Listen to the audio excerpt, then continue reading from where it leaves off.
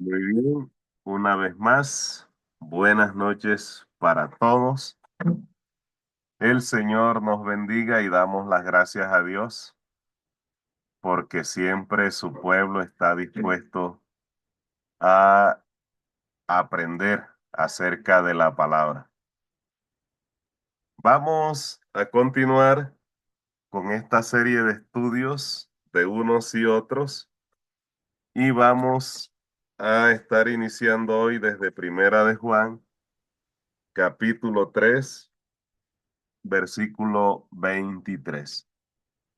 Estamos hablando en lo que quedamos la clase anterior acerca del mandamiento de amarse unos a los otros. De hecho, la semana pasada hablábamos de que en nombre del amor se había hecho mucho daño a la iglesia e incluso a algunos miembros debido a que a veces el amor es permisivo y el amor para que pueda surtir un efecto dentro de las personas o para que pueda ser eficaz y eficiente, es necesario que se combine con autoridad. ¿Esto qué quiere decir? Cuando usted combina amor y autoridad, usted tiene un carácter adecuado, un carácter que muestra su firmeza de acuerdo a la situación que se presente. Y en la Biblia encontramos muchos ejemplos.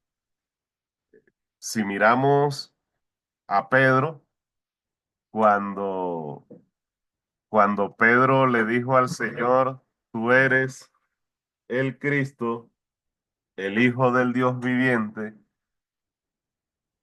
allí Jesús estaba elogiando al apóstol Pedro porque hizo una confesión de fe y le dijo, bienaventurado eres, Simón, hijo de Jonás, porque no te lo ha revelado ni sangre ni carne, sino mi Padre que está en los cielos. Y allí le hizo una promesa, le entregaría las llaves del reino.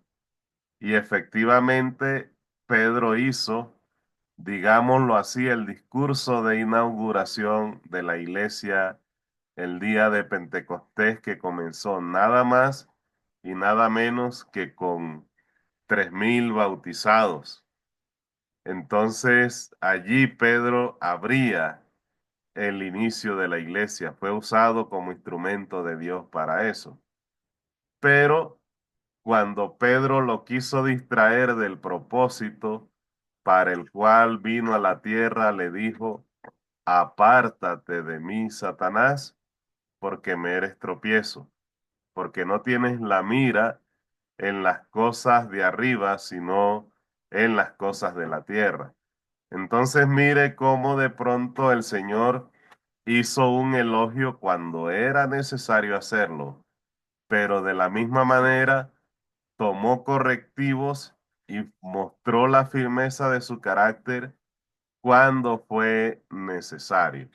Al igual que Moisés, que siendo el hombre más manso de la tierra, también cuando el pueblo de Israel necesitó de una reprensión, de una mano dura, allí estuvo Moisés.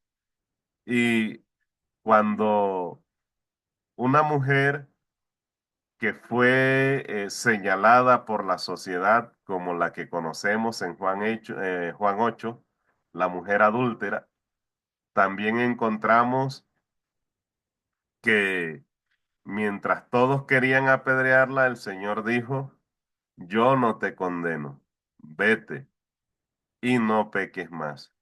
Esta mujer no necesitaba que la apedrearan, necesitaba una oportunidad para reivindicarse con Dios. Y el Señor Jesús, que tenía potestad de ordenar que la apedrearan, no lo permitió, sino que le dijo, yo no te condeno, pero eso sí, vete y no lo hagas más, porque no se sabe si la próxima vez te vayas a salvar. Esta vez te salvaste, pero yo no te garantizo que en un futuro ocurra esto otra vez.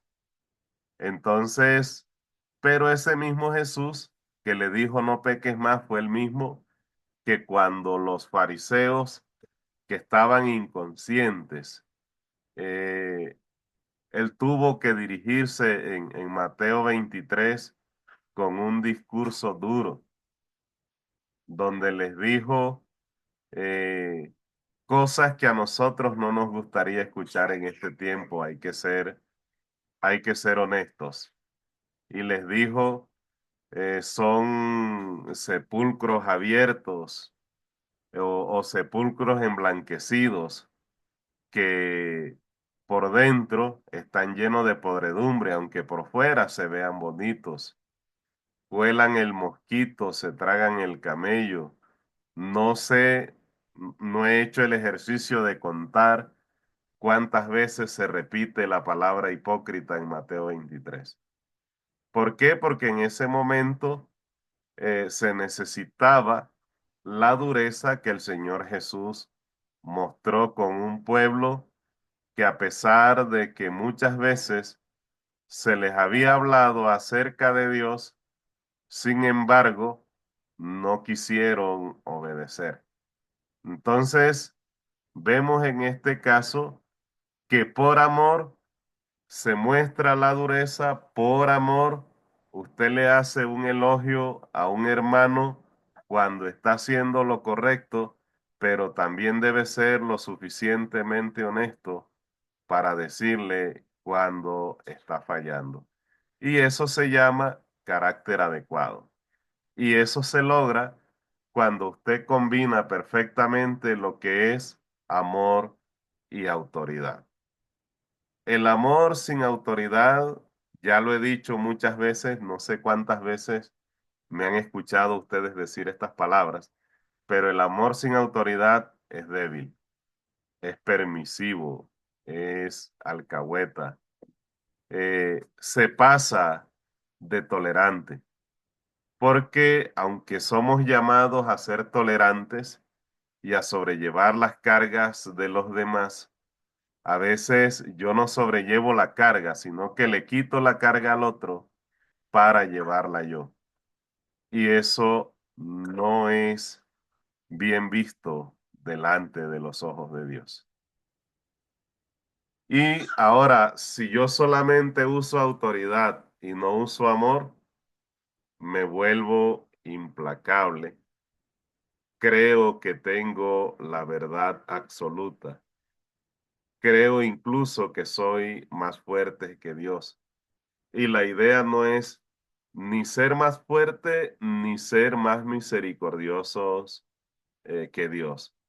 A veces somos más misericordiosos que Dios cuando la bondad llega a un estado en el que yo pierdo el valor que tengo como ser humano, en el que no me amo yo mismo e incluso permito que se hagan cualquier cosa, cualquier cantidad de cosas arbitrariamente. Ahí nos pasamos de misericordiosos, de buenos, pero también nos pasamos de fuertes en aplicación de disciplinas y queremos ser más fuertes que Dios. Y eso tampoco es correcto. Nosotros somos administradores de la palabra y somos llamados a aplicar la palabra de Dios conforme está escrita. Y por eso esta es una línea muy delgada. Y a veces, por eso, como lo decíamos en el estudio anterior, en nombre del amor se cometen muchos errores. Porque estoy diciendo que amo y a veces, en lugar de amar, lo que le estoy es haciendo un daño a mi hermano, un daño a mi hijo, un daño a mi pareja. Debemos mirar bien cómo estamos obrando. Bueno, el texto de Primera de Juan 3:23 nos dice Y este es su mandamiento, que creamos en el nombre de su Hijo, Jesucristo, y nos amemos unos a otros como nos los ha mandado. Ahora, aquí hay una asociación del amor con la fe, porque decíamos la clase pasada que el amor va relacionado con la obediencia y la fe también está relacionada con la obediencia, porque si yo creo, entonces para que esa fe se pueda materializar, solamente la fe se puede hacer visible a través de la obediencia. Y hay un ejemplo muy sencillo.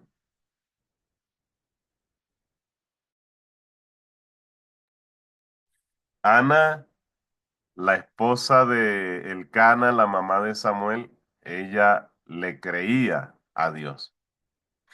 Y cuando Ana le creía a Dios, ella hace su oración, derrama su espíritu en la presencia de Dios, está afligida, le cuenta su aflicción, pero Dios le responde la oración por su obediencia.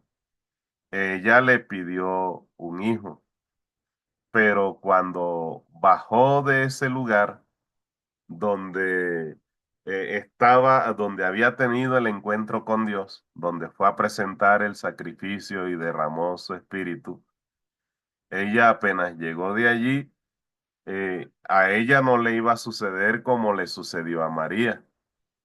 Ella buscó estar con su esposo y allí Dios le regaló la bendición. Dice que se acordó Dios de Ana y, como se acordó de cómo estaba su corazón y de la promesa que había hecho, que había pedido con un propósito espiritual, un hijo para dedicarlo a Dios.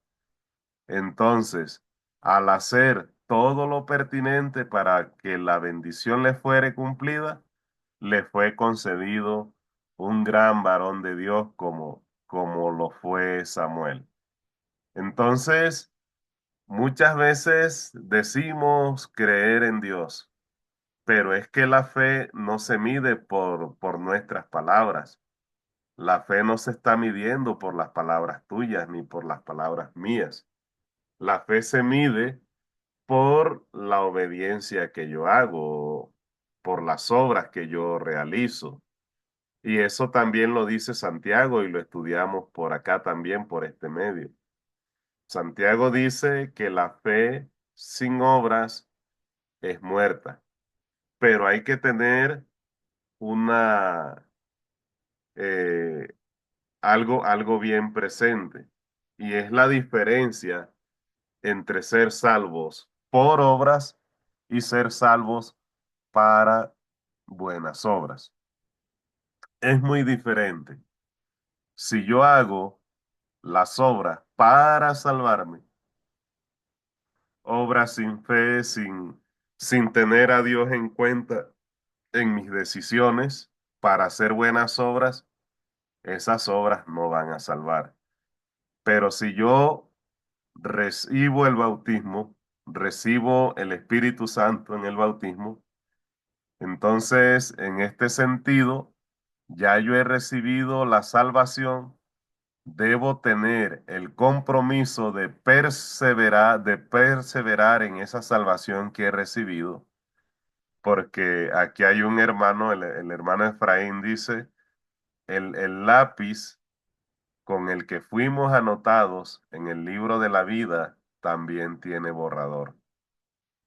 Y esa es una gran verdad. Nosotros hemos recibido la salvación, pero si no permanecemos en ella, pues somos borrados del libro de la vida.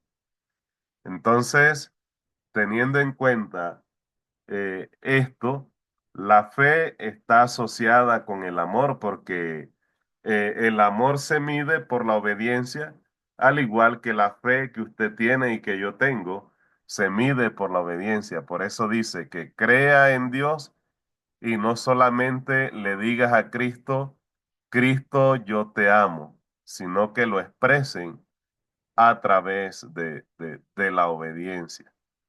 Es ahí a través de eso, de que el congregarme me haga falta, que me haga falta tener comunión con los hermanos, que me haga falta leer las escrituras, orar todos los días. Cuando yo extraño eso, el día que no lo hago, entonces yo permanezco en amor y permanezco en fe. Vamos a otro texto. Aquí también en Primera de Juan, ahora vamos al capítulo 4, versículo 7. Allí la palabra de Dios nos dice, amados, amémonos unos a otros, porque el amor es de Dios. Todo aquel que ama es nacido de Dios y conoce a Dios. Entonces, vemos, regálenme un momentico, por favor.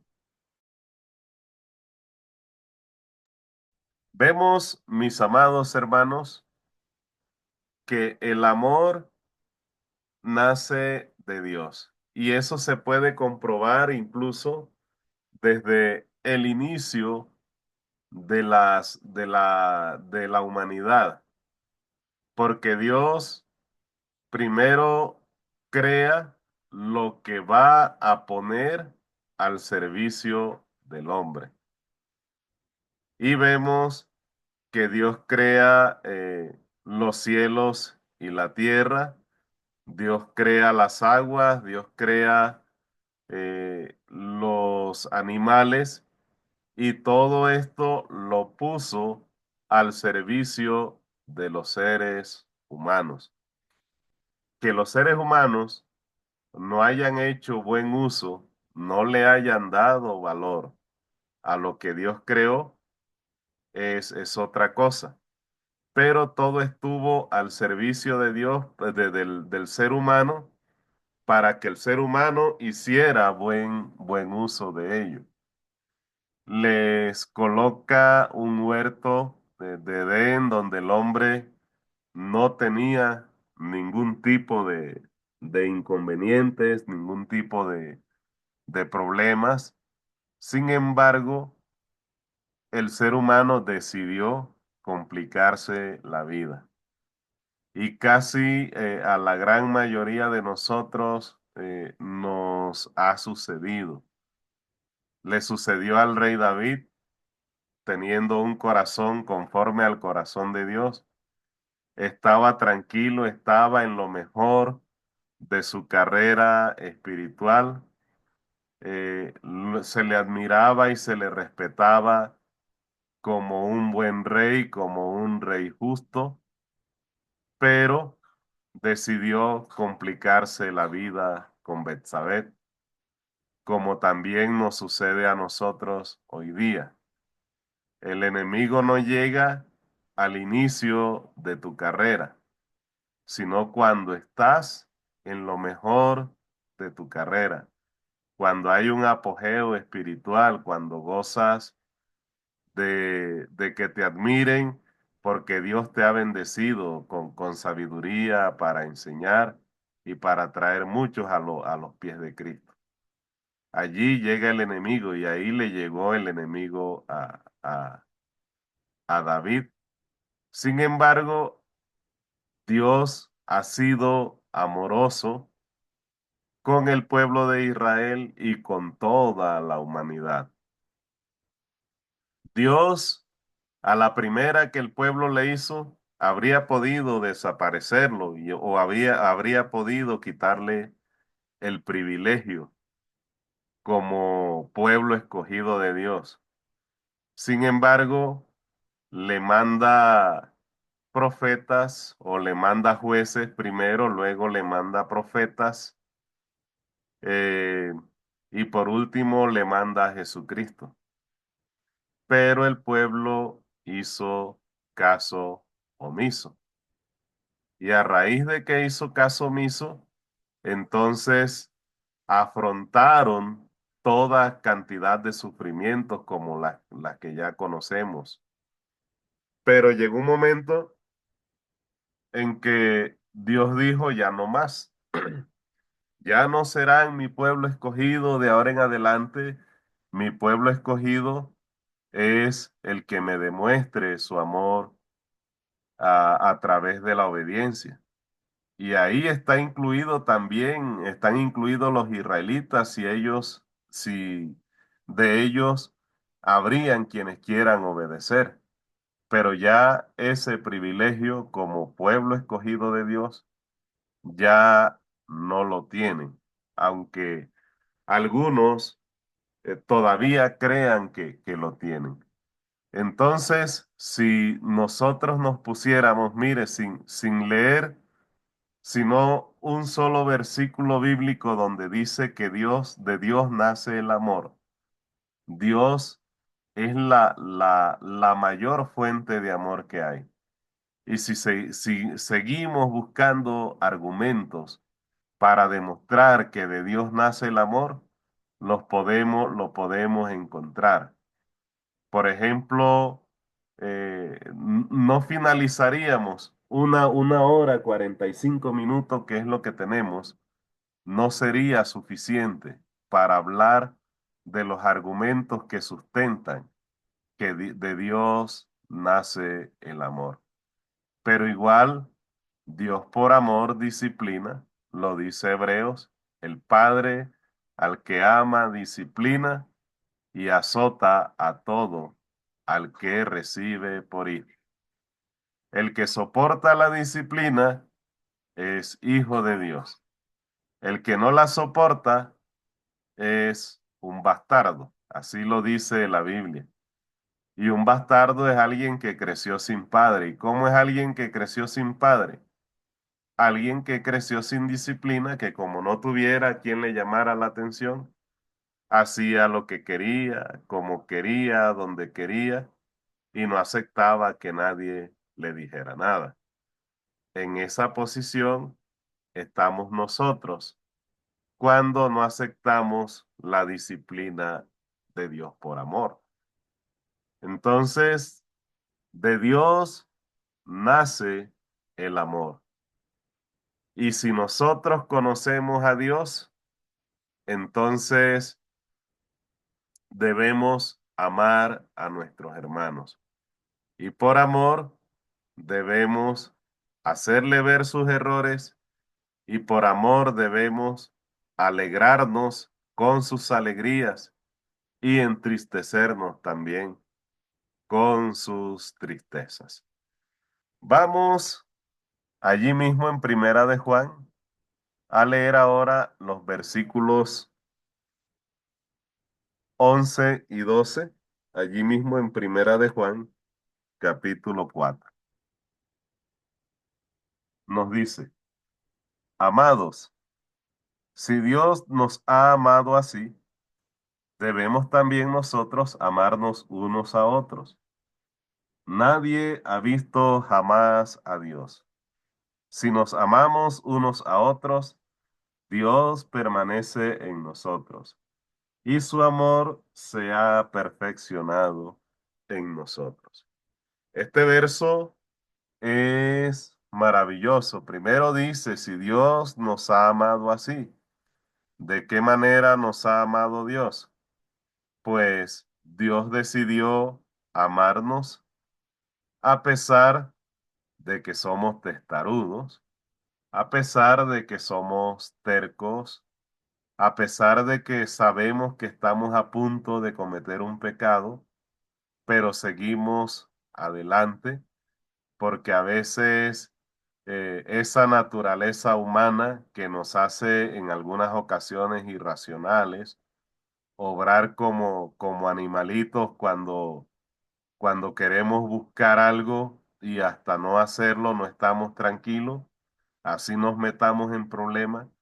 Así Dios decidió amarnos y darnos una oportunidad.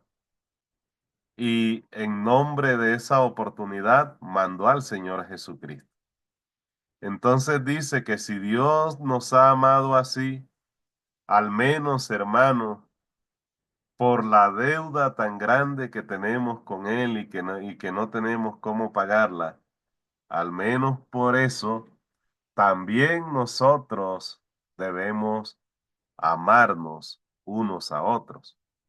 Y también dice que nadie ha visto a Dios, ni el mismo Moisés, a pesar de que hablaba con Dios como con cualquier persona, Moisés nunca le vio.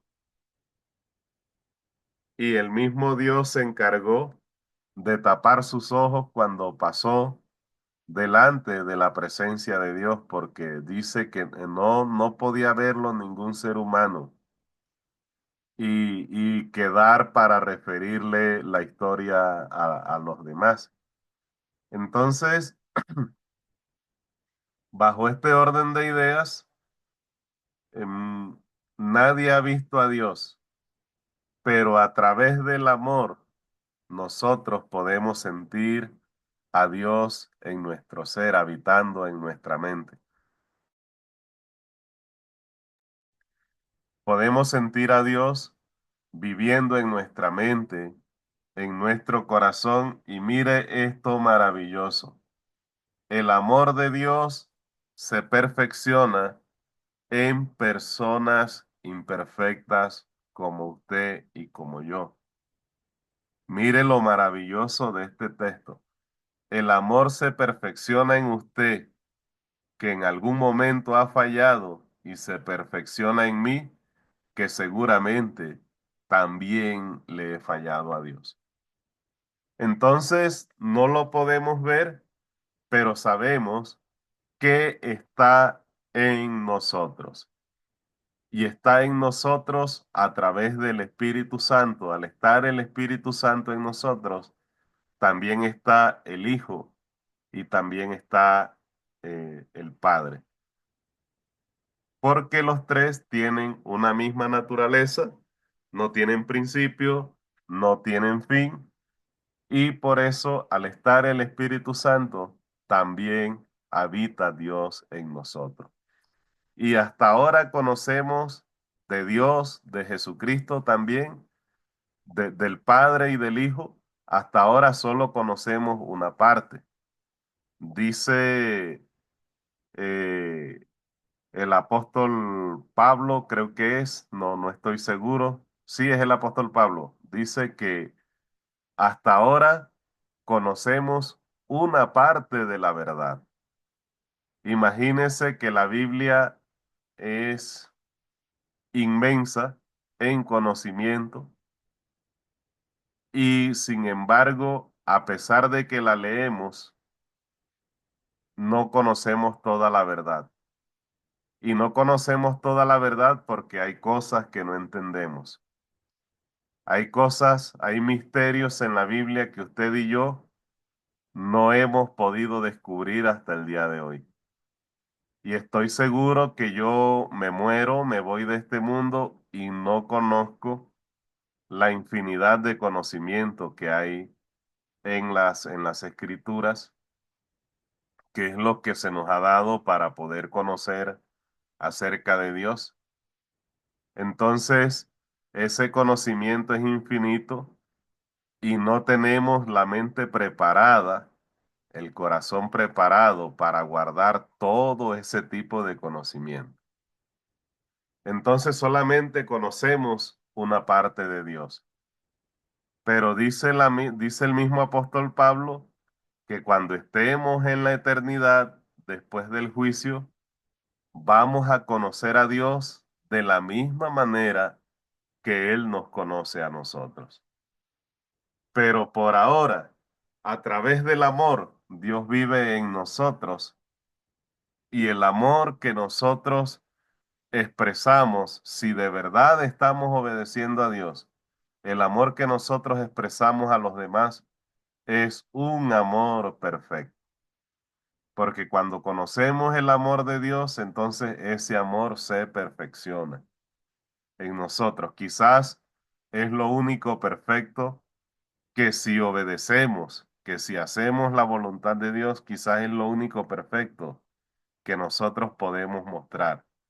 El amor que le podemos expresar a los demás porque hemos conocido que Dios nos ama, que Dios ha dado lo más importante quizás que Él puede tener para poder lograr la salvación de nosotros.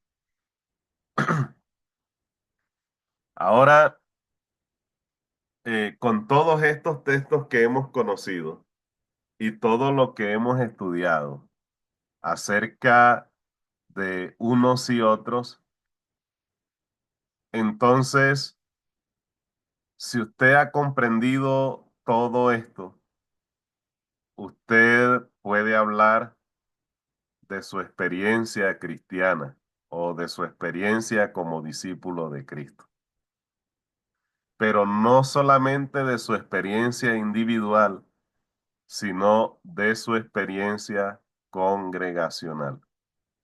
Porque cuando somos participantes de esa comunión que tanto hablamos, usted allí es donde tiene la oportunidad de poder demostrar el amor que debe tener para con unos y otros. Usted ese amor no lo va a demostrar en su casa. Entre otras cosas, es importante congregarse y aunque este medio, el Zoom, los estudios virtuales, es una herramienta útil y yo la uso, esto en algún momento puede prestarse para que la comunión se pierda. ¿Por qué? Porque no hay contacto, no hay contacto de hermanos de unos para con otros. Usted aquí, por más que quiera, no va a poder hablar de su debilidad, la debilidad que lo está atormentando todos los días, el pecado que usted no quiere cometer, pero que termina cometiendo.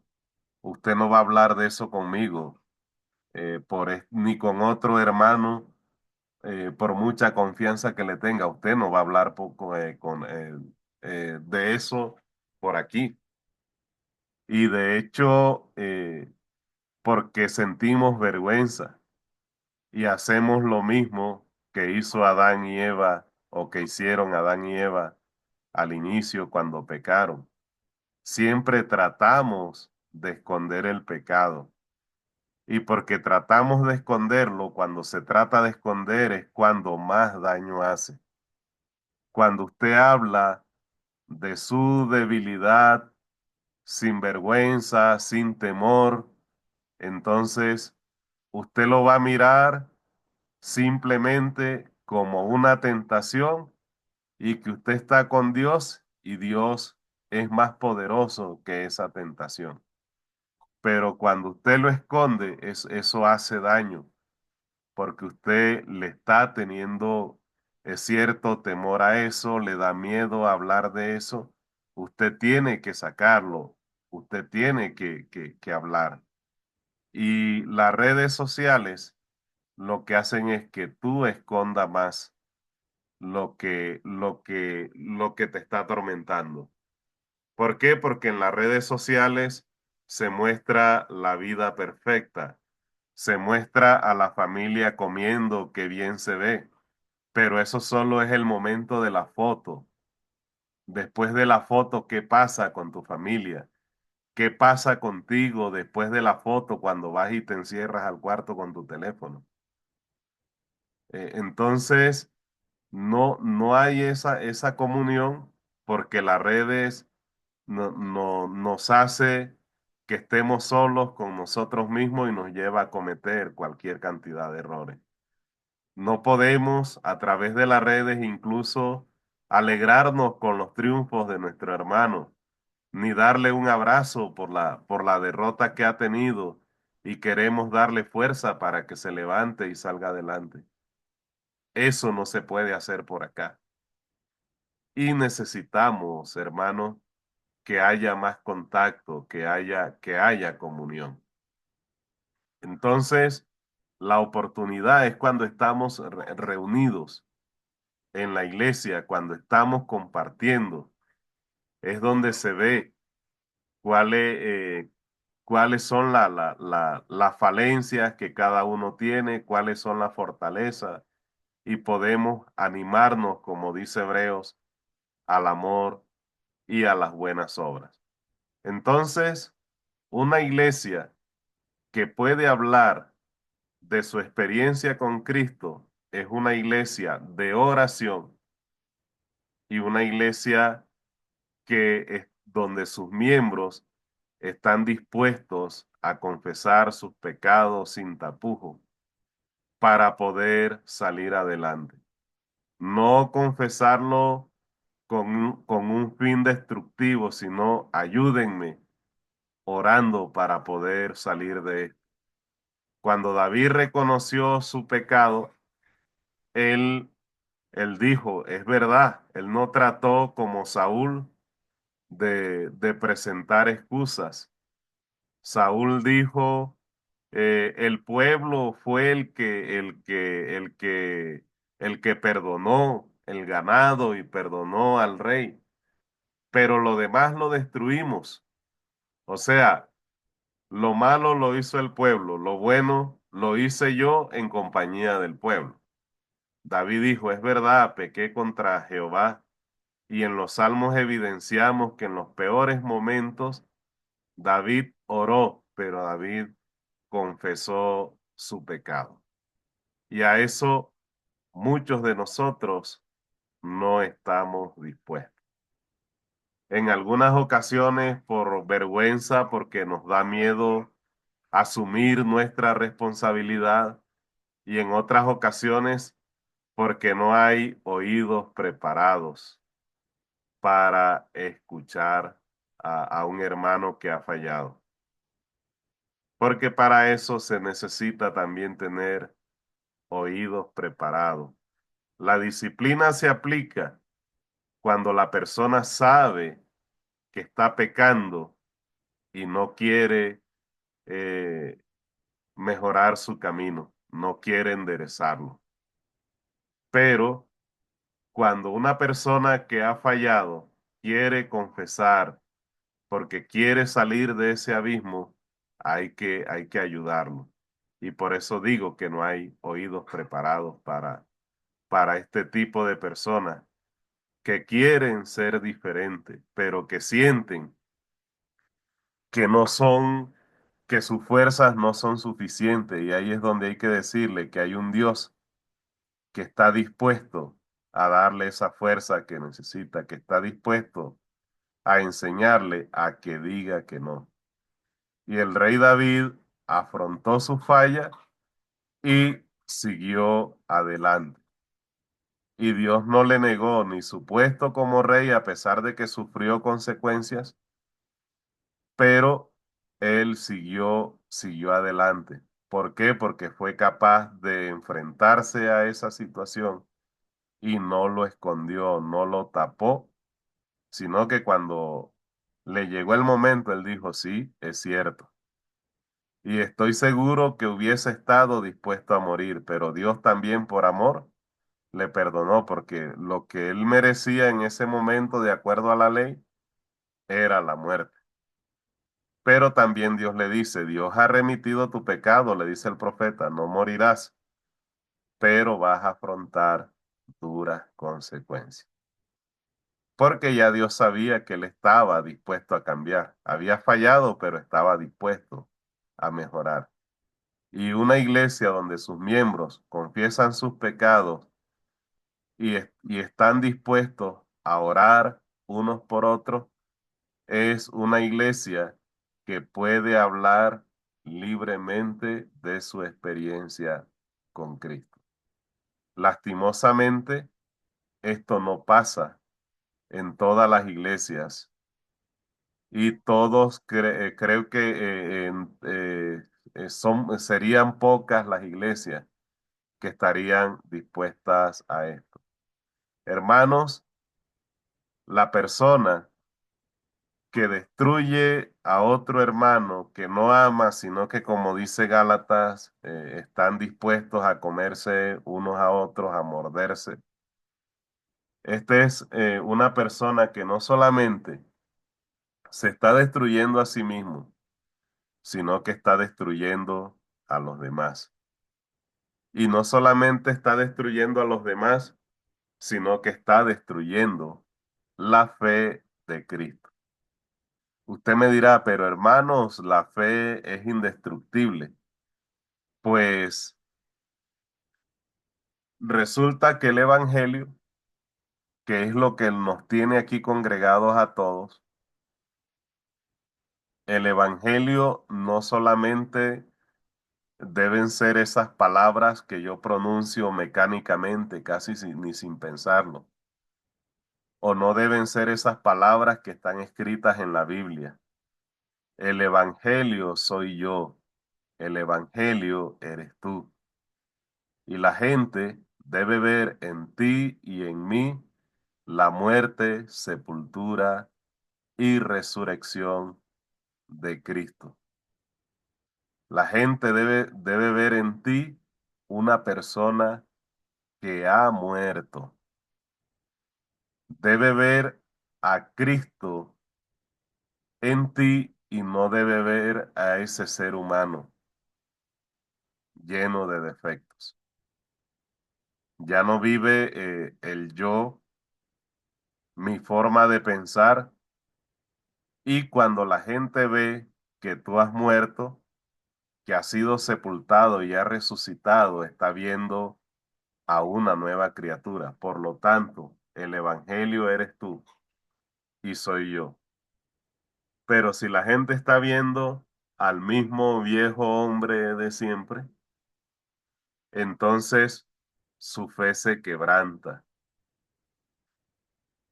porque estamos vendiendo, mostrando una imagen incorrecta de Cristo, porque esa no es la imagen de Cristo.